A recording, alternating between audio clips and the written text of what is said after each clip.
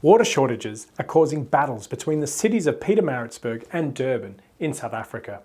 With the world's view reservoir only 5% full, shortages and water shedding is expected as communities have failed to curtail their water usage during the drought. Dead storage occurs when there is only silt left in the dams, and the effect on the economy, businesses, agriculture and residents will be traumatic.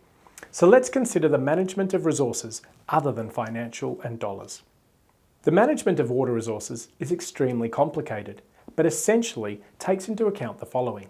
Firstly, the initial water resources held in storage dams or reservoirs, the expected inflows, which are based on historical weather patterns and rainfall forecasts, and the expected outflows, which are based on expected weather patterns, such as a really hot dry summer and historical use for agriculture, industry, and drinking water.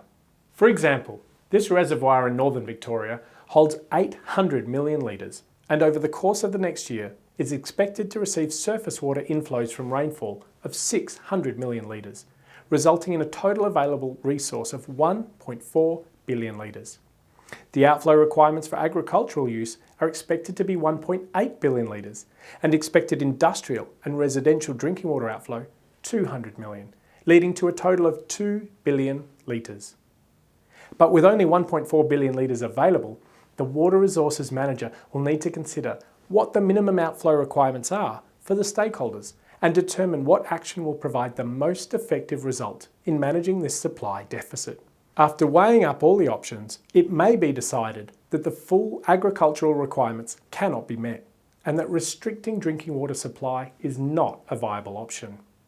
Instead, the decision is made to restrict the agricultural requirement by the shortfall of 600 million litres.